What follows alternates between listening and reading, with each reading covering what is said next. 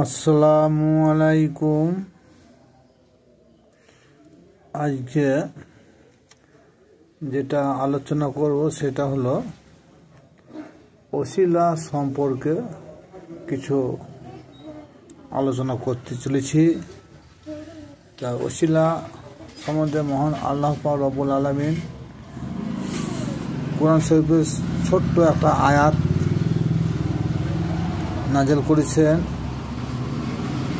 আয়াত নাম্বার 5, আয়াতের নাম হলো সূরা মায়েদা, আয়াতের সিরিয়াল নাম্বার হলো 35 বা 35। এই সূরা মায়েদা 35 নম্বর আয়াতে আল্লাহ পাক রব্বুল আলামিন বলেছেন, ইয়া আইয়ুহাল্লাযীনা আমানু তাকুল্লাহ ওয়াবতাগু ইলাইহিল ওয়াসিলাতা ওয়া জাহিদু ফি সাবিলিহি লাআল্লাকুম তুফলিহুন। এই আয়াতে মহান আল্লাহ পাক রব্বুল আলামিন তিনি বলতে চেয়েছেন যে, হে ঈমানদার বিশ্বাসীরা, যারা ঈমান আনিয়েছ তাদেরকে বলছি, তোমরা আল্লাহর নৈকট্য লাভের উদ্দেশ্যে একটা ওসিলা গ্রহণ করো। এই কথাটার উপর এক সম্প্রদায়ের লোক বলছে সব থেকে বড় ওসিলা হয় কোরআন সবচেয়ে বড় ওসিলা হয়। এই কথাটা যেনারা বলেন তাদেরকে বলতে চাইছি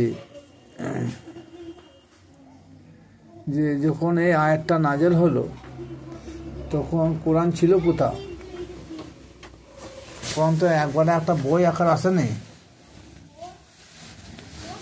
প্রয়োজন ক্ষেত্রে একটা পর একটা আয়াত নাযিল হয়েছে। সেইটা 63 বছর জিন্দেগি পর, বেশ কিছুদিন পর সেটাকে হুজুরের জুবানি বলে বাইন্ডিং করা হয়েছে। কিন্তু যখন এই সূরাটা নাযিল হলো তখন কোরআন ছিল না। তাহলে আর সীমিত লোক তখন বায়াত গ্রহণ করে ঈমান এনে মুসলমান হয়েছে। তাহলে এই ওসিলাটা কি বলা হয়েছে? এই ওসিলাটা বলা হয়েছে যে, আমি আল্লাহ, আমার হাতে সুপ্রিম পাওয়ার আছে দুটো, একটা কুন আর ফায়াকুন। কুন হয়ে যাও, ফায়াকুন ধ্বংস হয়ে যাও। এই কুন আর ফায়াকুন এই দুটি শব্দ আল্লাহ পাক রব্বুল আলামিন সব সময় ব্যবহার করেন নাই। যেমন সৃষ্টির শুরুতে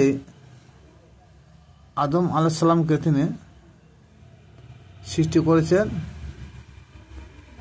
মাটি দ্বারা। কেন মাটিতে করলেন? সেখানে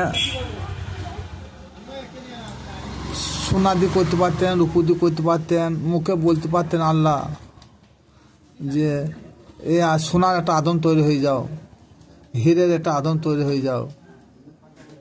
আর সোনা বা হীরে যেটা আদম তৈরি হতে হয় তার কত মূল্য হতে হয়। কিন্তু তা না বলে, না করে তিনি জিবরিল ফেরেশতা হোক, আজরাইল হোক, ইসরাফিল হোক, মিকাইল হোক, সমস্ত ফেরেশতাদের মাধ্যম করে একটা মাটি আনা করাইলেন। এটা একটা ওসিলা। আবার সে মাটিকে যদি বলতেন একটা হয়ে যাও, আদম হয়ে যেত। কিন্তু তা না করে সেখানেও একটা ওই ফেরেশতাদের মাধ্যমে কাদা মন্থন করে স্বয়ং আল্লাহ নিজের হাতে তাকে আদম গঠন করলো। এটা একটা বড় ওসিলা। তারপরে স্বয়ং আল্লাহ পাক রব্বুল আলামিন আদম সৃষ্টির পর যে কোরআন ধারাবাহিক নাযিল করলেন হুজুরের উপর, সেটা আল্লাহ পাক রব্বুল আলামিন তো তিনি ডাইরেক্ট ওই না দিয়ে ডাইরেক্ট দিতে পারতেন, কিন্তু না, তা না দিয়ে তিনি কি করেছেন, জিবরিল ফেরেশতার মাধ্যমে এক এক করে 23টা বছর একটা মাধ্যম শক্তি দিয়ে ওসিলা করে কোরআন নাযিল করেছেন। তারপরে আবরাহা বাদশাহ যখন কাবা ধ্বংস করতে এলো, সেখানেও আল্লাহ পাক রব্বুল আলামিন যদি বলতেন ফায়াকুন ধ্বংস হয়ে যাও, ওই আবরাহা বাদশাহ সৈন্য সামন্ত হাতি লোক লস্কর যা কিছু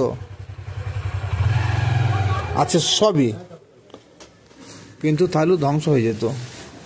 কিন্তু সেখানেও আল্লাহ পাক রব্বুল আলামিন ফায়াকুন ব্যবহার করে নাই, ওসিলা ব্যবহার করলো কি, তাইরান আবাবিল, সেই আবাবিল পাখির দ্বারা ছোট্ট ছোট্ট কাঁকড় নিক্ষেপ করে তাদেরকে ধ্বংস করা হয়েছিল। তাহলে স্বয়ং আল্লাহ পাক রব্বুল আলামিন তিনি বহুবার ওসিলা গ্রহণ করেছেন। তিনি কি অপারক আমাদের মতন? নাউজুবিল্লাহ, তিনি অপারক নয়। তিনি যে ওসিলা গ্রহণ করেছেন এটা আমাদের শিক্ষা দেওয়ার জন্য, যে দেখো আমি আল্লাহ, আমি রব্বুল আলামিন, আমি সৃষ্টি স্রষ্টা, তোমরা হলে সৃষ্টি, আমি হলাম স্রষ্টা। আমি স্বয়ং আল্লাহ একটা ওসিলার মাধ্যমে অনেক কিছু কাজ করেছি, কিন্তু প্রয়োজন নয়, প্রয়োজন শুধু তোমাদের মতন আমার সৃষ্টির জন্য। এটা বোঝানো হলো। নবী পদ খেতে পাওয়া যায় না, পরিশ্রম করলেও নবী হওয়া যায় না। নবী হয় স্বয়ং আল্লাহ পাক রব্বুল আলামিনের পক্ষ থেকে। তো সেই মুসা নবী স্বয়ং আল্লাহর মনোনীত নবী। আল্লাহ তিনি খলিল, আনাউজুবিল্লাহ, আল্লাহর তিনি মুসা কালিমুল্লাহ পদবী পেয়েছিলেন, মানে আল্লাহর সঙ্গে যা কথাবার্তা হতো, সেই মুসা নবী আল্লাহ প্রদত্ত নবী। সেই মুসা নবীকে ইলমে লাদুনী জ্ঞান শিক্ষার জন্য পানির পীর খিজির আলাইহিস সালাম কাছে, সেই পানির পীর খিজির আলাইহিস সালামের, সেই পানির পীর খিজির আলাইহিস সালামের ওসিলায় হয়তো মুসা নবী তিনি ইলমে লাদুনী জ্ঞান অর্জন করেছেন। আল্লাহ পারতেন, যখন তিনি নবুয়ত দান করতে পেরেছেন, ইলমে লাদুনী জ্ঞানও দান করতে পারতেন, কিন্তু তিনি রেখে দিয়েছিলেন যে এমন জামানা আসবে, সেই জামানা লোকজনও বুঝতে পারে, তাদের যেন চেতনাবোধ হয় যে মুসার সাথে আল্লাহর সালাম কালাম হতো, সেই মুসা একজন আল্লাহর ওলির কাছে ইলমে লাদুনী জ্ঞান শিক্ষা লাভ করেছেন। সেটা ছিল একটা বড় ধরনের ওসিলা। তাহলে সেই মুসা নবী আল্লাহর মদত দাতা নবী, তিনাকে ওসিলা ব্যবহার করতে হয়েছে। এবং আজ পর্যন্ত যে আমাদের ধারাবাহিক যে সন্তানের জন্ম হচ্ছে, সেটাও একটা ওসিলা।